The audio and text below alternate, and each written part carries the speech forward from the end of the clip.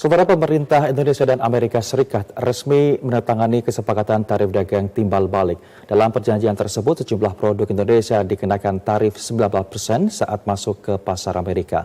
Pemerintah menyebut kesepakatan tersebut sebagai langkah strategis untuk menjaga hubungan dagang kedua negara.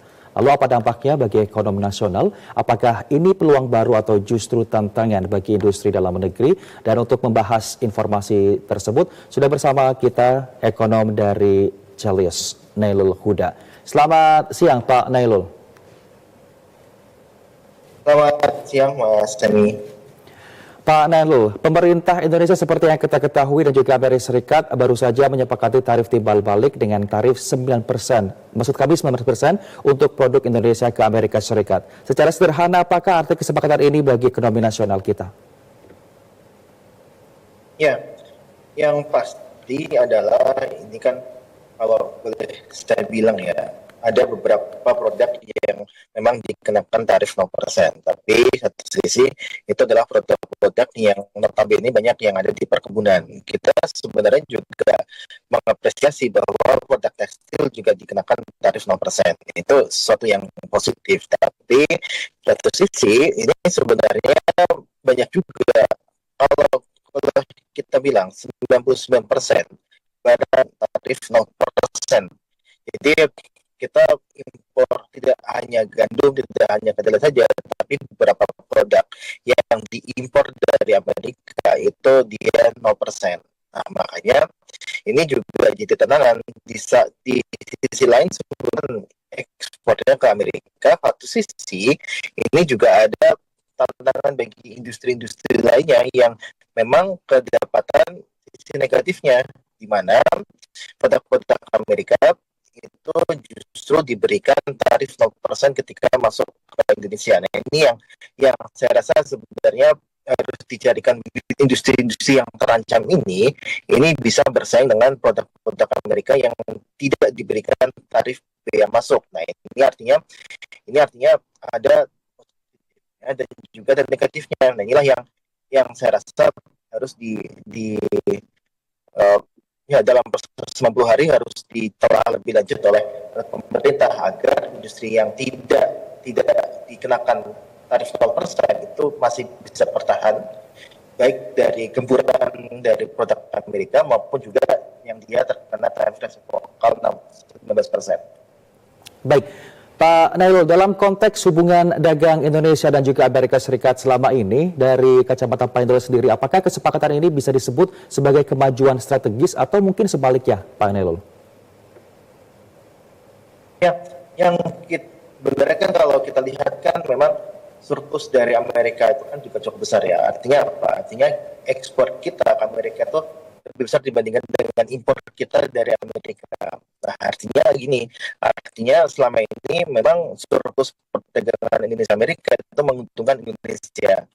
Nah, tapi ketika kita lihat dokumen ART-nya ya, itu secara rinci ada beberapa klausul yang mengharuskan Indonesia itu mengimpor lebih banyak energi terkait dengan beberapa produk lainnya seperti kapas dan sebagainya, yang itu harus ditingkatkan impornya dari Amerika itu secara tahunan, bahkan kalau dibilang di dokumen itu secara tahunan. Nah, makanya ini juga jadi tantangan juga nih sebenarnya, bahwa semakin mengecil. Nah, ketika surplus ini semakin mengecil, maka akan berdampak pula pada surplus perdagangan Indonesia secara global, yang selama ini dari Amerika ini juga besar loh bagi Indonesia gitu. Nah, makanya ini yang harus jadi tantangan nih. Selama ini memang kita surplus dengan Amerika cukup besar, makanya oleh pemerintah bahwa ada sih ini yang keluarnya bagi produk-produk yang terkena tarif 5% itu bisa mendiversifikasi pasar ekspornya, bukan tidak hanya bergantung pada pasar Amerika saja, tapi juga pasar-pasar lainnya seperti misalkan perjanjian dengan EU, ataupun juga membuka pangsa pasar di Amerika Selatan ataupun juga di Timur Tengah. Makanya ini harus disikapi dengan bijak, dengan ya tidak perlu langsung kita euforia, walaupun saya juga tidak melihat ini sebagai euforia ya, bahwa di situ ada tantangannya juga di dalam perjanjian ART ini. Makanya ini harus ditelaah lebih lanjut, disikapi dengan bijak sebelum ini tidak tantangannya di tingkat parlemen. Karena kan setelah ini kan hanya ini harus jadi perhatian nih, baik juga anggota DPR juga terus bisa mengkritisi perjanjian-perjanjian, poin-poin yang ada di perjanjian di ART ini. Makanya ini loh yang bisa menimbulkan dampak yang buruk dan sebagainya. Baik, Pak Nailul, berbicara mengenai tarif 19% Indonesia Amerika Serikat, menurut Anda sektor apa saja yang paling berpotensi diuntungkan dari kesepakatan ini, Pak Nailul? Ya, tentu sektor perkebunan ya. Sektor perkebunan, pertanian, dan juga tekstil itu sangat diuntungkan dari kesepakatan tarif ini karena mereka mendapatkan tarif 0%. Artinya ketika mereka mengekspor ini yang tentu akan sangat diuntungkan, terutama kalau kita lihat ini juga sebenarnya sama juga, Malaysia juga mendapatkan hal yang serupa untuk produk sawitnya. Indonesia juga sama, produk sawit itu diberikan tarif 0% juga.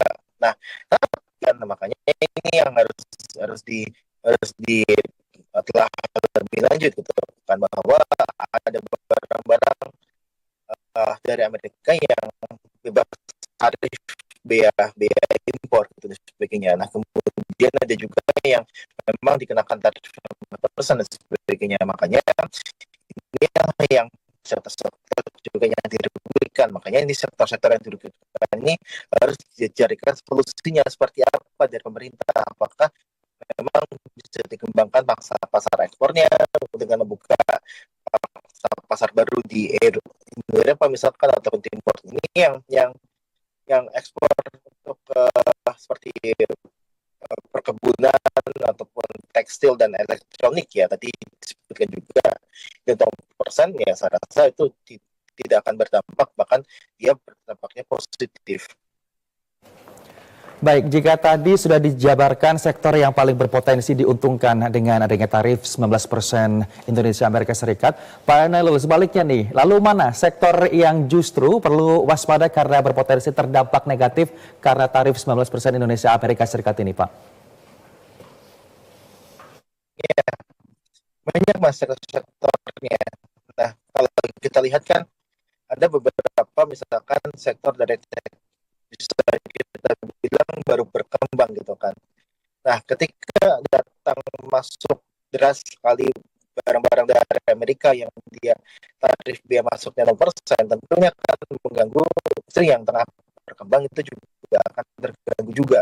Nah, makanya inilah yang saya rasa ini jadi tantangan juga bagi pemerintah untuk bagaimana untuk melindungi industri-industri yang terdampak ini di konteks itu adalah satu sisi terkait dengan digital trade ya. Digital trade di Indonesia ini kan juga sangat berkembang gitu kan, bahwa di digital trade itu di Indonesia sangat sangat besar sekali pangsa pasarnya, tapi satu sisi ternyata Indonesia tidak digital trade ataupun perusahaan Amerika yang dia memiliki aktivitas di Indonesia.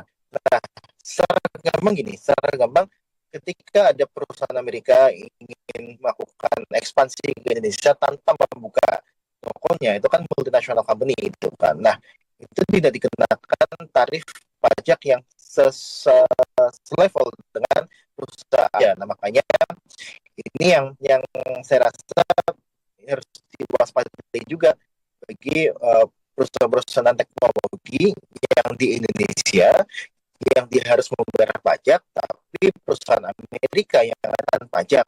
Nah, itu ada jelas di artikel 3 di ART-nya. Nah, ini yang saya rasa sebenarnya bisa membuat ya, industri dan sebagainya. Nah, makanya ini sektor-sektor seperti inilah yang tadi bukan hanya 90% atau 0% saja, tapi detail dari banyak kesepakatan non tarif yang memang hanya menguntungkan Amerika Amerika saja, tidak menguntungkan dari industri kita.